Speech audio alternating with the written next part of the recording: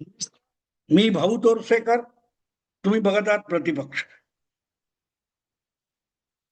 मित्रांनो, आता ज्या राज्यसभेच्या निवडणुका होऊ घातल्यात त्या निवडणुकीमध्ये शरद पवार उमेदवारी अर्ज भरणार का, परत एकदा राज्यसभेवर जाण्याची त्यांना इच्छा आहे का, यावरून सगळ्या चॅनेलमध्ये सगळ्या माध्यमामध्ये गदारोळ चाललेला आहे. शरद पवारांना किंवा त्यांच्या पक्षाला गटाला बाजूला टाकून उबाठा शिवसेना आणि काँग्रेस यांनी परस्पर सौदेबाजी केलेली आहे. आणि सुप्रिया ताई किंवा रोहित पवार सुद्धा आजोबा किंवा पिता काय करेल हे सांगू शकत नाहीयेत. आणि अशा वेळेला शरद पवारांच्या मनात काय असेल याच्या कल्पना करून सुद्धा बातम्या, ब्रेकिंग न्यूज रंगवल्या जात आहेत. पण हे सगळं करताना आयुष्यातली 60 वर्ष सार्वजनिक जीवन आणि राजकारणात घालवलेले शरद पवार जवळजवळ 69 वर्ष संसदीय राजकारणात शरद पवार होते. 67 साली ते पहिल्यांदा विधानसभेवर निवडून आले, बारामती विधानसभा मतदारसंघातून. 67 ते 26 म्हणजे 59 इयर्स. आणि या वेळेला माणूस कुठे पोहोचलाय बघा, की आपण संसदीय निवडणूक लढवायची की नाही, हा एक डायलेमा त्यांच्या मनात आहे. यक्ष प्रश्न आहे, करू तर काय करू, परत एकदा लढवायचं का. आणि तुम्हाला आठवत असेल तर यापूर्वी मला वाटते 2019च्या निवडणुकांमध्ये लोकसभेच्या, जेव्हा माढा या लोकसभा मतदारसंघाचा विषय निघाला, जिथून 2009 मध्ये शरद पवारांनी बारामतीच्या बाहेरची पहिली निवडणूक लढवली होती.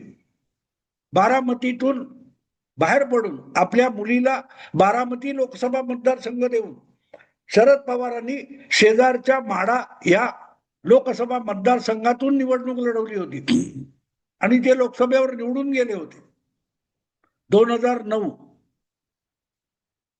पण 2014 पूर्वी त्यांनी तिथून माघार घेतली. किंबहुना आपण आता 75 वर्ष पूर्ण केलेली आहेत, त्यामुळे कुठलीही निवडणूक लढवणार नाही असं म्हणत शरद पवारांनी लोकसभा मतदानापूर्वीच थेट राज्यसभा गाठली. म्हणजे आपण सार्वजनिक निवडणुकीत उतरणार नाही, पण अप्रत्यक्ष निवडणुकीतून संसदेत जाणार. याला शरद पवार म्हणतात. की ते बोलतील, त्याच्यातून काहीतरी पळवाट काढून परत नाही म्हटलं तेच करतील, याचा दाखला त्यांनी दिला होता. पण तोही मुद्दा नाही. पण तेव्हा त्यांनी सांगितलं होतं की आपण आता निवडणुका लढवणार नाही. पण त्यांनी वेगवेगळ्या लहान मोठ्या संस्थांच्याही निवडणुका नंतर लढवल्या. आज तोच प्रश्न त्यांच्या समोर आहे. आणि मला आठवतं की त्या 2019च्या निवडणुकीमध्ये माढा मतदारसंघात अजितदादांचा मुलगा पार्थ पवारला तिकीट द्यावं, यावरून घरात आणि पक्षामध्ये धुसफूस सुरू झाली. तेव्हा शरद पवारांनी सांगितलं होतं मीच लढवतो. म्हणजे आपण 5 वर्षापूर्वी 10 वर्षापूर्वी सार्वत्रिक निवडणूक लढवणार नाही असं म्हटलंय. हे पण शरद पवार विसरून गेले. ते सोयीनुसार सगळे आठवणीत ठेवतात, सोयीनुसार विसरतात. हा विषय बाजूला ठेवा. पण आज शरद पवारांसमोर जो प्रश्न आहे तो नेमका त्याच दोलायमान अवस्थेतून आलेला आहे. ही करावं तर काय करावं. आपल्या इशाऱ्यावर लोक निवडून आणले आणि आपल्या इशाऱ्यावर अगदी खंदे खंदे विलासराव देशमुखांसारखे नेते सुद्धा त्यांच्या अगदी बालेकिल्ल्यात पराभूत केले. असा दिग्गज माणूस म्हणजे शरद पवार आहे. आणि आज त्याच शरद पवारांसमोर ही एक संकट आलेलं आहे की निवडणूक लढवावी की नाही. कारण मला आठवतं 2019च्या त्या निवडणुकीपूर्वी माढामध्ये मोदी लाटेसमोर भीती आहे का असं विचारलं, तेव्हा शरद पवार म्हणाले होते मी इतक्या 14 का 16 निवडणुका लढवल्या पण कधीही पराभूत झालेलो नाही. म्हणजेच माढा निवडणुकीत पराभूत होण्याच्या भीतीपोटी आपण माघार घेतोय असं नाहीये, हे त्यांनी सांगितलं होतं. पण आज दोलायमान अवस्था जी आहे की अप्रत्यक्ष निवडणुकीत सुद्धा आपण पराभूत होऊ का, हा जो यक्ष प्रश्न पवारांना भेडसावतोय. आणि त्याचं कारण सरळ आहे.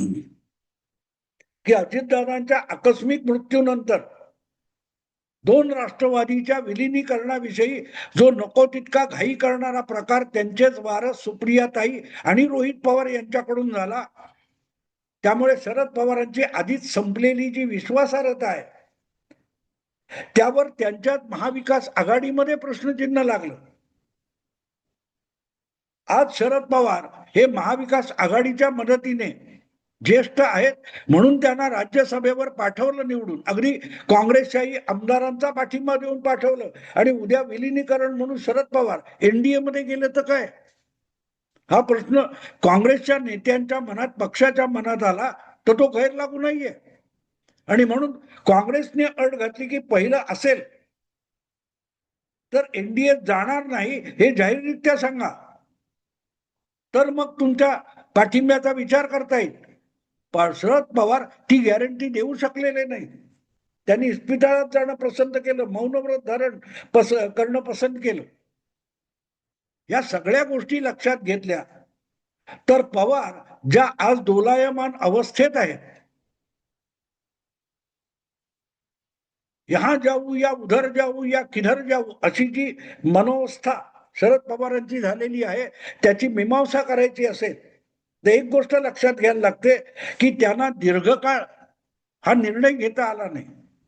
वरकरणी आपल्याला जे दिसत असतं, आपल्याकडे म्हणतो ना आपण उथळ पाण्याला खळखळाट फार, तसं राजकारणात देखील ज्या हवेत सोडलेल्या बातम्या असतात, पतंगबाजी केलेली असतात, पेड न्यूज असतात, घुसवलेल्या न्यूज असतात, त्यावर चर्चा खूप होते, पण त्या आवरणाखाली दबलेल्या ज्या खऱ्या बातम्या असतात, खऱ्या घटना असतात, खरे हेतू आणि खरे मतलब असतात, त्याविषयी फारशी चर्चा होत नाही. अजितदादांनी असेल किंवा देवेंद्र फडणवीसांनी असेल, परत परत सांगितलं होतं 2.5 दिवसाचं सरकार हे काल्पनिक नव्हतं, हवेतून आलेलं नव्हतं. अगदी शरद पवारांच्या इशाऱ्यावर आणि इच्छेनुसार तो शपथविधी झालेला होता. शिवसेनेला बाजूला टाकून भाजप आपल्याशी हातमिळवणी करत असेल तर भाजपला शरद पवारांनी पाठिंबा देऊ केला होता आणि त्यातून ते सरकार झालं होतं. पण ऐन वेळेला शरद पवारांनी कच खाल्ली किंवा टांग मारली म्हणून ते सरकार बिनसलं. दुसरी गोष्ट होता सुप्रीम कोर्टाचा निर्णय, तो विषय वेगळा आहे. पण तेव्हापासून शरद पवार कुठलाही ठाम निर्णय करू शकत नाहीयेत आणि तो ठाम निर्णय करू शकत नाही की हा भाजपच्या बरोबर बिलकुल जाणार नाही, हे ते ठामपणे सांगत नाहीत. बडे बोलतात पण त्यावर कोणाचाही विश्वास नाहीये. पण दुसरीकडे जाईन असंही म्हणत नाहीत. ही जी दोलायमान अवस्था आहे त्याच्या कारणाला त्याची चिकित्सा करायची असेल तर त्याच्या कारणांच्या मुळाशी जावं लागेल. आणि त्याच्या मुळाशी जी आहे ती लाडकी कन्या आहे. शरद पवारांच्या आयुष्यातली या उतार वयामध्ये एकमेव इच्छा शिल्लक राहिलेली आहे.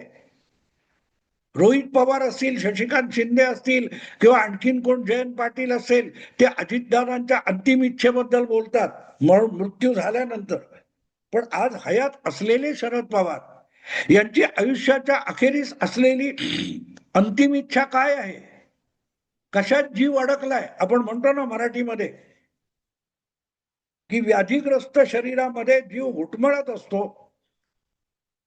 तर जीव अडकलाय तो कशात अडकलाय? तर आपण अनेकांचं जीवन घडवलं, राजकीय जीवन घडवलं, करिअर घडवल्या, बिघडवल्या, पण आपल्या लाडक्या मुलीसाठी, एकुलत्या एक मुलीसाठी आपण काहीही करू शकलो नाही. छगन भुजबळांना उपमुख्यमंत्री केलं, जयंतरावांना केलं, आणखीन कोणाला केलं, आर आबाला केलं, अजित दादाला केलं. आपल्या मुलीसाठी आपण काय केलं? ही जी एक हळहळ असते आणि ती मानवी स्वभावाचा भाग आहे. म्हणजे त्यासाठी शरद पवारांना कोणी देऊ शकणार नाही. प्रत्येक बापाला, प्रत्येक आईला आपल्या लेकराला काहीतरी मिळावं, मानाचं मिळावं असं वाटतं. तर शरद पवारांना असं वाटत असेल तर गैर लागू नाहीये. आणि आज सगळी अडचण जी आहे ती सुप्रियाताईंना, आपल्या मुलीला आपण सेटल करू शकलेलो नाही राजकारण.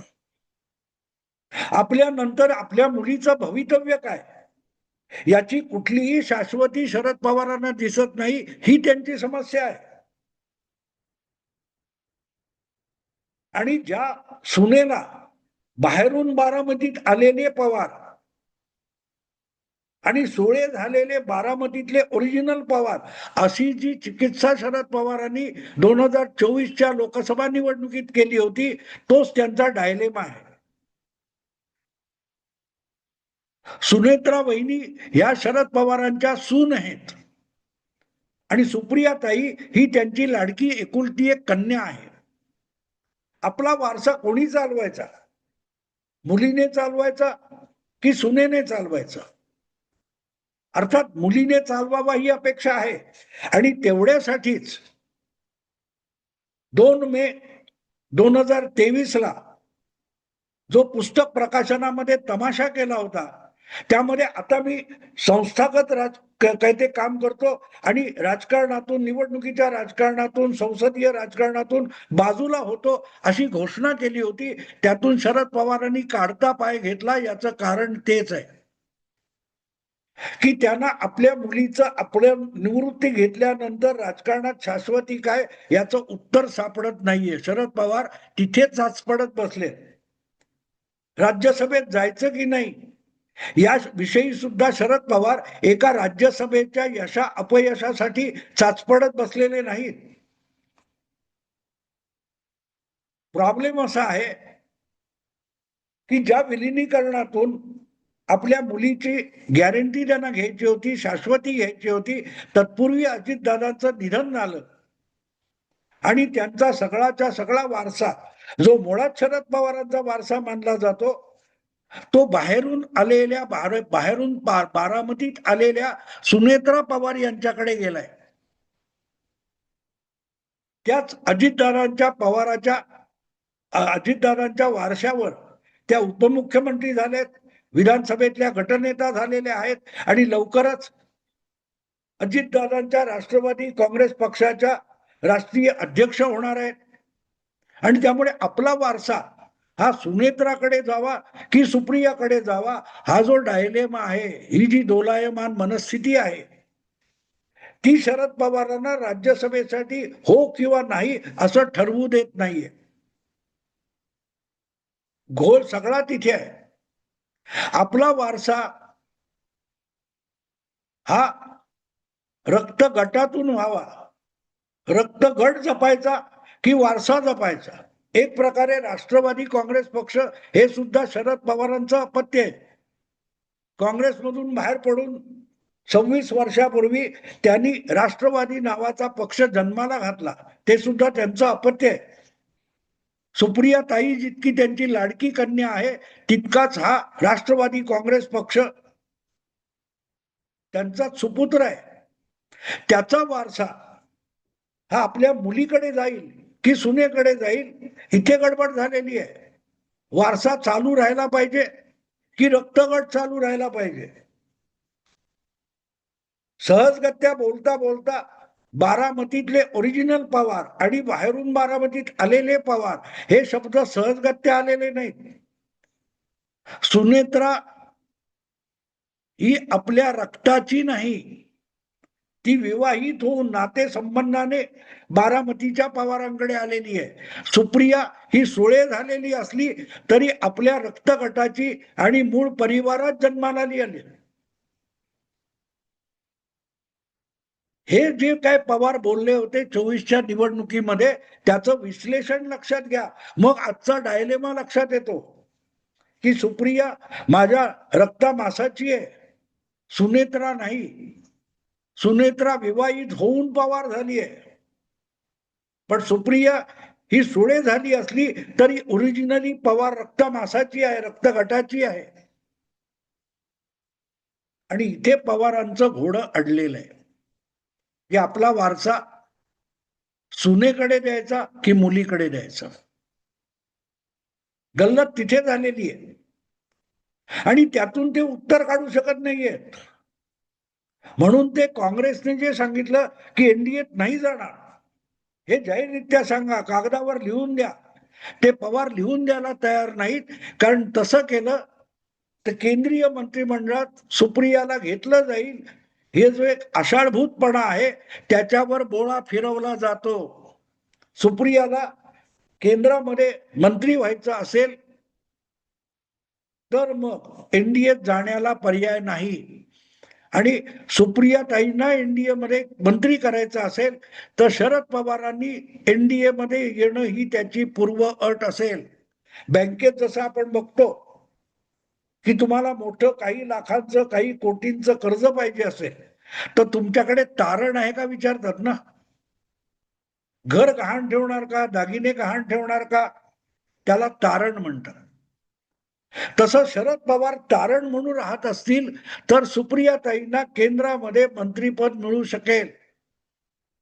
पण जर काँग्रेसला आत्ता लिहून दिलं की एनडीए मध्ये जाणारच नाही तर आपल्या मुलीच्या मंत्रीपदासाठी आवश्यक असलेलं तारण तिच्याकडून हिरावून घेतलं जाईल ही चिंता आहे. नसेल तर सून ऑलरेडी एनडीए मध्ये आहे आणि अधिकृत पक्ष सुद्धा तिच्याचकडे गेलेला आहे. पवार ब्रँड किंवा पवार वारसा जो आहे त्याला कुठलीही अडचण नाहीये. तो टिकणार आहे, तो सत्तेत पण आहे. सून सुनेत्रा वहिनी राज्याच्या उपमुख्यमंत्री आहेत, पक्षाच्या गटनेते आहेत विधानसभेतल्या आणि लवकरच पक्षाध्यक्ष होतील. तेव्हा शरद पवारांचा जो राष्ट्रवादी नावाचा वारसा आहे तो चालवणारा ब्रँड आणि पवार कुटुंबातली व्यक्ती ही जागेवर आहे, वारशाला धक्का लागत नाही.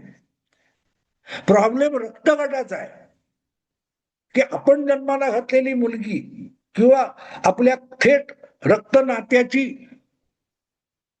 मुलगी मुलगा रोहित पवार नाहीये आणि तिथे पवारांचं घोडं अडलेलं आहे. त्यांना निर्णय घेता येत नाही वारसा टिकवायचा की मुलीचा हट्ट पुरवायचा, मुलीला स्थापित करायची की वारसा स्थापित करायचा.